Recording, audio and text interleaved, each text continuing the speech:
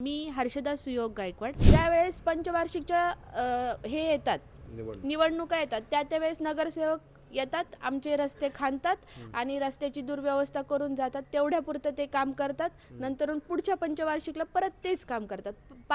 बाकीच्या पंचवार्षिकला ते इकडं फिरकत सुद्धा नाही. एकता नगरीमध्ये मी जाणार आहे. त्या प्रभागात असं लोकांचं आहे की ज्या वेळेस पाऊस येतो वरून पाणी सोडले, खडकवासला धरणातून पाणी सोडलेलं असतं, त्यामुळे एकता नगरीतल्या लोकांच्या घरात पाणी जातं. मी त्या भागात गेलेली आहे. अर्धा भाग मी तो केलेला आहे. तिथं लोकांनी मला सांगितलेलं आहे की आमच्या घरात पाणी येतं, तेवढ्यापुरते आमच्या घरी नगरसेवक येतात, आमची सांत्वन करतात, नंतरून ते परत आमच्याकडे बघत सुद्धा. तुम्ही ज्यांच्या विरोधात निवडणूक लढवत आहे ते अतिशय दिग्गज आहेत राजकारणातले. तुम्ही स्वतः सर्वसामान्य गृहिणी म्हणून स्वतःला प्रोजेक्ट करताय.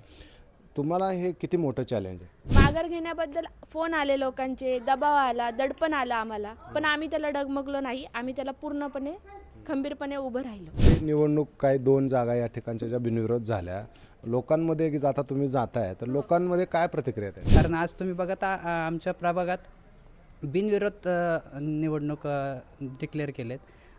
जर नागरिकांमध्ये गेलो तर अगदी मनापासून ते सांगतात की लोकशाहीचा अधिकार जो असतो मतदानाचा, तोच त्यांच्यापासून हिरावून घेतला आहे. पुढच्या उमेदवारांना प्रलोभने देतात वगैरे आणि धमक्या दबाव हे प्रकार सगळे माझ्या बाबतीत पण घडले. पण मी कुठेही डगमगलो नाही, कारण मला लोकसेवेची जनसेवेची आवड आहे. साधारण ते करताना माझ्या पत्नीचा मला खूप मोठा साथ होती आणि आधार होती. नाही तर हे काही शक्य नव्हतं की मी आज वकील म्हणून काम करतोय, कार्य करतोय. आज मी जे समाजाने मला दिले इथपर्यंत ते मी त्यांना देणं लागतं, म्हणून या माध्यमातून मी त्यांना न्याय देण्याचा नक्की. तुम्हाला दोघांनाही प्रश्न आहे. 5 वर्षानंतर समजा जनतेने संधी दिली तर तुमचं 5 वर्षाचं व्हिजन काय तुम्ही प्रभागामध्ये बदल करणार?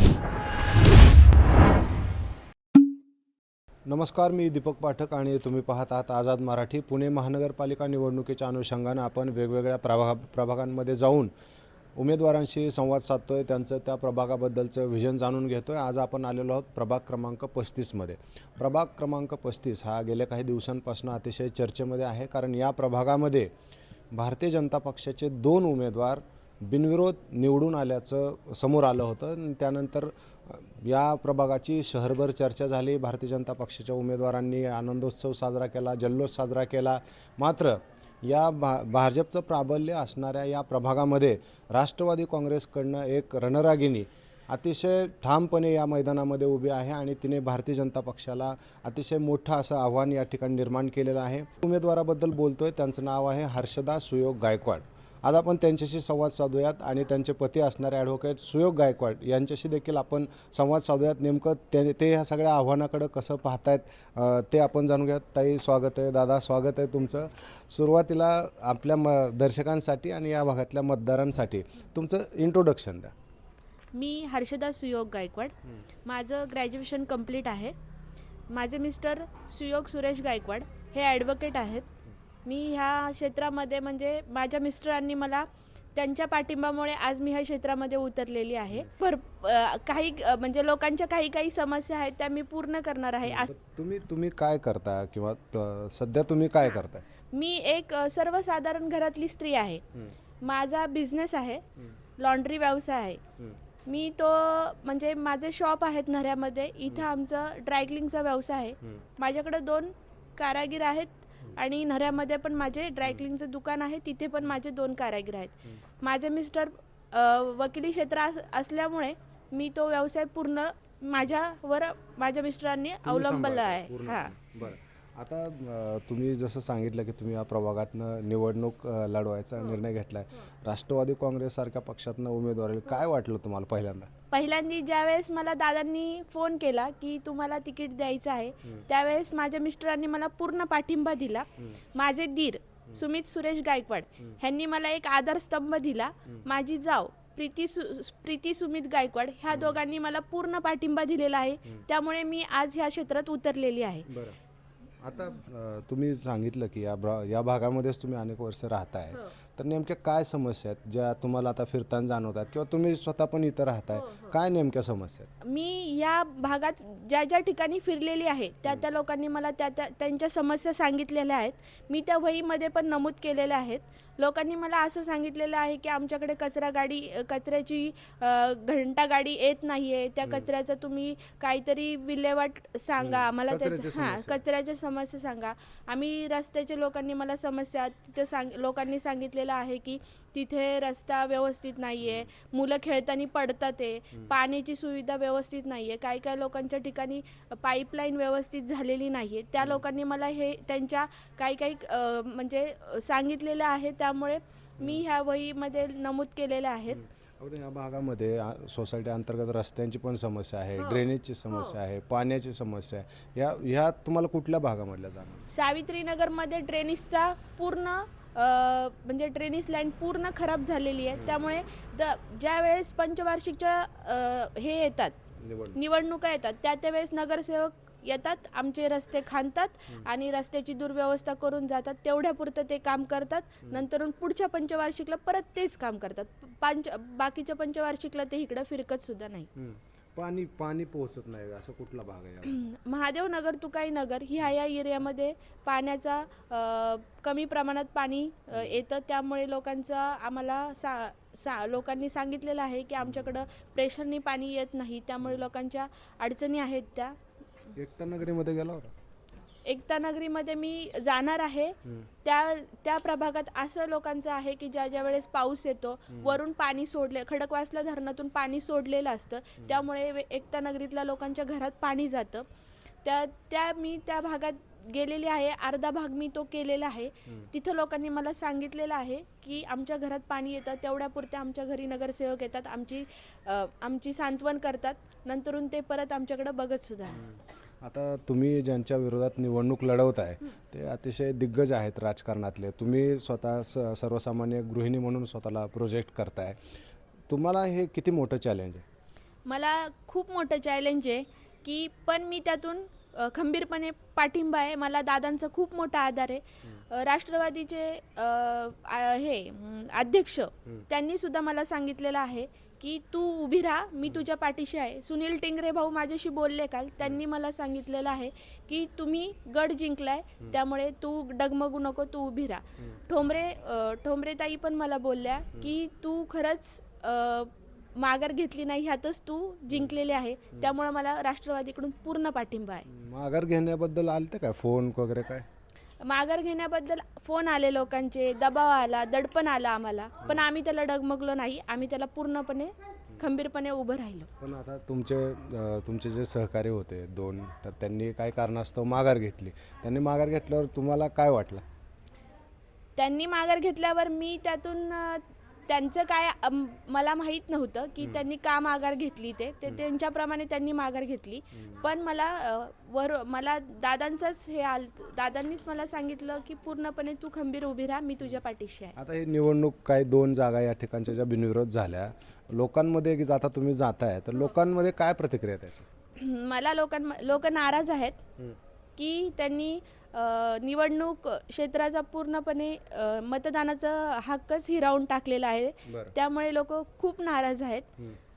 मला लोकांचा चांगला रिस्पॉन्स आहे, त्यामुळे मी खंबीरपणे उभी राहिलेली आहे. बरं, आपण त्यांचे जे पती आहेत तर त्यांच्याशी पण बोलू, सुयोग सरांशी. सर, पत्नीचं आम्ही तुमचं ऐकलंच, एकदम धडाकेबाज बोलतायत, एकदम कॉन्फिडेंटली बोलतायत. तुम्ही ह्या सगळ्या निवडणुकीकडे कसं बघताय? शाहू फुले आंबेडकरांच्या विचारातून आम्ही तयार झालेलो आहोत. राष्ट्रवादी काँग्रेस पक्षाची विचारधारा आणि त्याचे वारसा आज आमच्याकडे आला आहे, याचं खूप मला स्वाभिमान वाटतो. आणि ही जी इलेक्शन आहे, ही जी निवडणूक आहे, ही गरिबातील घटकांसाठी किंवा त्यांना न्याय देण्यासाठी कुठेतरी कारणीभूत ठरेल. कारण आज तुम्ही बघत आमच्या प्रभागात बिनविरोध निवडणूक डिक्लेअर केलेत. जर नागरिकांमध्ये गेलो तर अगदी मनापासून ते सांगतात की लोकशाहीचा अधिकार जो असतो मतदानाचा, तोच त्यांच्यापासून हिरावून घेतला आहे. त्यामुळे जनतेला असं वाटतं की कुठेतरी ताकदवान जे पक्ष असतील तर ते त्यांच्या सोयीनुसार पुढच्या उमेदवारांना प्रलोभने देतात वगैरे आणि धमक्या दबाव हे प्रकार सगळे माझ्या बाबतीत पण घडले. पण मी कुठेही डगमगलो नाही, कारण मला लोकसेवेची जनसेवेची आवड आहे. या माध्यमातून समाजसेवा मी प्रामाणिकपणे पार पाडणार. तुमच्या कुटुंबाबद्दल थोडक्यात सांगा. मी परीट समाजात जन्मलेला व्यक्ती आहे. माझे आईवडील वयाच्या 16 वर्षीच वारले. त्यानंतर मी नातेवाईकांकडे राहिलो. माझी मावशी कात्रजला राहते. त्यांनी मला संबंध कामधंदा करून चौगुलीमध्ये मी अकाउंटंट म्हणून लागलो. त्यानंतर माझं लग्न झालं आणि लग्न झाल्यानंतर मग मी लॉन्ड्री व्यवसाय केला. बँकेत लोन केलं, बँक ऑफ इंडियामध्ये. त्यांनी लोन दिलं, मशिनीचं लोन दिलं मला. मशिनीचं लोन फेडल्यानंतर मग मी दुकानासाठी लोन केलं. ते लोन पण आता फेडतो आहे मी. आणि साधारण ते करताना माझ्या पत्नीचा मला खूप मोठा साथ होती आणि आधार होती. नाही तर हे काही शक्य नव्हतं की मी आज वकील म्हणून काम करतो आहे, कार्य करतो आहे. तर तिने जी धुरासंबंधी व्यवसायाची असेल किंवा समाजसेवेची असेल, मला समाजसेवेची आवड यासाठी की माझे आजोबा दिवंगत श्री बबनराव रामभाऊराव हे ज्येष्ठ नेते एका पक्षाचे होते. आणि त्यांनीच आम्हाला शिकवलं होतं की गरीबातील गरीबात की जो व्यक्ती आहे त्याला कशी साथ देता येईल. एक वेळेस श्रीमंतांच्या लग्नाला गेलं नाही चालेल, पण गरीबातील काही व्यक्तींच्या घरी काही कोणी मृत पावलं तर त्याला तुम्ही जातीने हजर राहा, त्यांना जे काही सहकार्य लागते ते करा आणि त्या व्यक्तींना तुम्ही आधार द्या.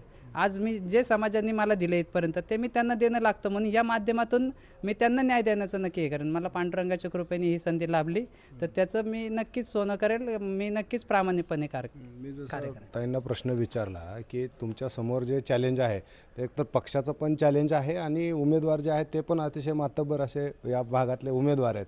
मग हे तुमच्या दृष्टीनं कसं हे चॅलेंज आहे? माझ्या दृष्टीने म्हणावं लागेल की मी जे दिग्गज जरी असले, धनदांडगे असले तरी आपण समाजाला काय देणं लागतो याची जाणीव कुठेतरी पाहिजे. आज तुम्ही खूप मोठे असाल किंवा काही असाल तर त्या गोष्टी आपलं जे तत्त्व आहे ते सोडून काय कुठे केलं नाही पाहिजे. आणि तेच या आमच्या प्रभागात दिसलं की लोकांना काय अपेक्षित होतं. अगदी 4 वर्ष इलेक्शन लांबले आणि त्यानंतर लोकांना जो बदल करायला पाहिजे होता तो हक्कच हिरावून घेतला. त्यामुळे कुठेतरी जनतेच्या मनात रोष नक्कीच आहे आणि त्यांचा प्रतिसाद आम्हाला त्यांच्या बोलण्यातनं जाणवतो की हा हक्क आमचा जो हे केला आहे ते नक्कीच तुम्ही विजयी होणार आहात. म्हणून त्यांनी म्हणजे जनतेचा मला असं आजच वाटतंय की 99.99% त्यांचा आम्हाला पाठिंबा आहे. आता तुम्ही जनतेमध्ये जाताय तर जनतेची काय भावना आहे, काय कुठल्या प्रमुख समस्या दिसतात? 5 सांगा प्रमुख समस्या. जनतेचं प्रमुख समस्या 5 पैकी एक अशी आहे की ट्रॅफिकची खूप समस्या आहे. आणि रस्त्यांवर ज्या अंतर्गत सोसायट्या आहेत त्यामध्ये स्पीड ब्रेकर नाही आहे, इंटरनल मिरर नाही आहेत टर्निंग जिथे घेतो ते. तर ती ट्रॅफिकची प्रामुख्याने समस्या जाणवते आहे. दुसरं असं आहे की आमच्या भागात जो काही ठराविक भाग आहे तो डोंगर साईडला आहे, जिथे गरीब लोक राहतात. तर त्यांना कमी पाण्याच्या दाबाने पाणी येतं. त्यामुळे तो एक त्यांचा प्रामुख्याने की आज इतके वर्ष झाले हिंगणे गाव जे असेल ते कॉर्पोरेशन गेलं, पण हा पाण्याचा प्रश्न आजतागायत कुठल्याही नगरसेवकांनी सोडवलेला नाही आहे आणि त्यांची इच्छाशक्ती तशी नाही आहे. त्यामुळं त्यांना आमच्याकडनं अपेक्षा आहे की हा नक्कीच प्रश्न आम्हाला जर मतदान केलं तर तो सॉल्व्ह होईल असं त्यांच्या बोलण्यातनं दिसून येतं.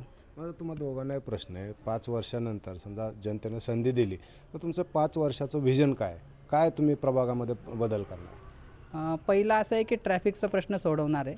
दुसरा असा आहे की पाण्याचा प्रश्न जो गंभीर आहे तो. तिसरा असं आहे की सर्व घटकातील समाजांना एकत्र करून की एक सामाजिक मूल्यांची जाणीव, समानता कशी आहे ती. आज तुम्ही बघितलं जातीपातीचं जे राजकारण होतं आहे आणि जे लोकांना भडकवलं जाते त्यात आपल्याला समतोल कसा साधता येईल की जेणेकरून शाहू फुले आंबेडकरांचे विचार जर आपण वाचले तर त्यातनं लक्षात येतं की समानता कशी असावी आणि प्रत्येकाने एकत्र येऊन प्रगती कशी साधावी. आज बघितलं तर शाळेत जिल्हा परिषदच्या शाळा असतील काय असेल त्यांचे गणवेशसुद्धा फाटलेले दिसतात. अगदी डोळ्यात पाणी येतं की ह्या मुलांना कोण आहे. जसं आमच्या आईवडील वारल्यानंतर आम्ही अनाथ झालो तसं आम्हाला सद्गुरू लाभले तसं त्यांना कोण नाही. आज तर कुठल्या तरी रूपाने आपण जर मिळालं काही तर ते कार्य आम्ही त्यांना करत राहणार. आम्ही शाळा कुठल्याही बंद पडून देणार नाही. उलट त्यामध्ये आधुनिक पद्धतीने काही यंत्रणा असेल, कॉम्प्युटर ई लर्निंग असेल तर त्या सोयी सुविधा पुरवण्याचा नक्कीच पाठपुरावा करणार. आणि दुसरं असं आहे की महिला आहेत त्या महिलांना अगदी गोरगरीब महिला आहेत आणि अशा घटकांना आपण बचत गट स्थापन करून त्यांना रोजगार उपलब्ध करून देणार, भांडवल उपलब्ध करून जेणेकरून त्यांना व्यवसाय करता येईल आणि आपला उदरनिर्वाह करता येईल. चौथा असा प्रश्न आहे, ज्येष्ठ नागरिक जे आहेत तर त्यांचं वय आता साधारण 65 ते 70 झालं की त्यांना रुटीन चेकअप जे पाहिजे तर ते करण्यासाठी मी सरकारी दवाखान्यातून फ्री रुटीन चेकअप करण्यासाठी मी कार्यबद्ध राहील. आणि तिसरं असं आहे की आज तुम्ही बघता की प्रायव्हेटायझेशन होतं आहे, हे जे इलेक्ट्रिक मीटर विनाकारण बसवले जातात आणि लोकांना आऊच्या बाऊ जे बिल येतात ते कुठंतरी थांबवण्याचा प्रयत्न माझा राहील. आणि गुन्हेगारी जी आहे वाढती आहे, साखळी चोर असतील किंवा त्यांना जे हाताला धरते पाठिंबा देते तर हे कुठेतरी लोकशाहीला घातक असं ठरतंय.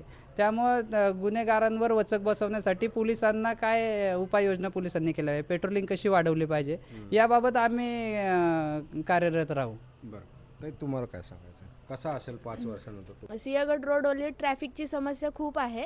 इथं भाजी मार्केट नाही आहे, त्यामुळे मी पहिलं भाजी मार्केटची सुविधा करेन. इथं अतिक्रम ज्या वेळेस गोरगरीब भाजीवाले बसतात त्यावेळेस इथं अतिक्रमणच्या गाड्या येतात, त्यांच्या भाज्या घेऊन जातात.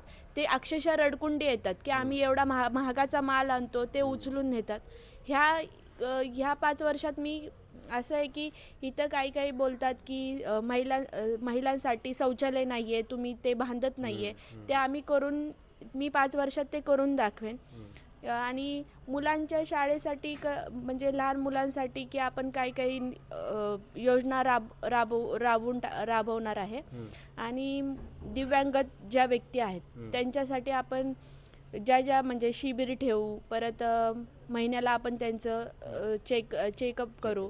अशा काही 5 वर्षात मी करून दाखवेन. माझा शेवटचा प्रश्न आहे की ज्यावेळेस लोक आता 15 तारखेला मतदानाला जातील तर वहिनींच्या नावापुढचं घड्याळाच्या चिन्हासमोरचं बटन लोकांनी का दाबावं, काय वाटतं तुम्हाला, लोकांना आव्हान करतं? माझं जनतेला लोकांना हेच आव्हान आहे की प्रामाणिकपणे काम करणाऱ्या व्यक्तीला जर संधी आपण दिली तर नक्कीच आपल्या प्रभागाचं चित्र 5 वर्षानंतर वेगळं असेल. या पूर्वीच्या जे नगरसेवक असतील किंवा जे काय असतील तर त्यांनी जे निधी आणला आणि त्याचा काय वापर केला ह्याचं उत्तर द्यायलाच आपल्याला काही ठेवलेलं नाही आहे. कारण मतदानाचीच प्रक्रिया कुठेतरी थांबवली की बिनविरोध झाले तर त्याला कुठेतरी आम्ही आपल्यासमोर कुठेतरी पर्याय आम्ही आहोत आणि आमच्या माध्यमातूनच तुम्ही हे प्रश्न विचारू शकता किंवा तो प्रश्न आम्ही प्रामाणिकपणे पार पाडू यासाठी आपण मतदान करावं ही विनंती. धन्यवाद. तुम्ही ॲक्च्युली खरं तर प्रचार सुरू आहे त्यातून आम्हाला वेळ दिला त्याबद्दल धन्यवाद. तर या होत्या हर्षदा गायकवाड, त्यांनी आपलं विजन सांगितलं आहे प्रभागाबद्दलचं. या प्रभागामध्ये समस्या देखील भरपूर असल्याचं त्यांच्या बोलण्यातनं आल्या आहेतच ॲक्च्युली समस्या. मात्र या भागामध्ये जे बिनविरोध निवड झाली त्यानंतर लोकांमध्ये कुठेतरी अशी चर्चा आहे की आमचा मतदानाचा हक्क हिरावला गेलेला आहे आणि त्यामुळे काहीशी नाराजी देखील या ठिकाणी पाहायला मिळते असं त्यांच्या बोलण्यातून येतं आहे. शेवटी 15 तारखेला निवडणूक आहे आणि मतदार राजा ठरवणार आहे की महानगरपालिकेमध्ये कोण जाणार. शेवटी मतदारांचा कौल काय हे आम्ही तुमच्यापर्यंत नक्की पोहोचवत राहू. तुर्तास इथंच थांबूयात. धन्यवाद.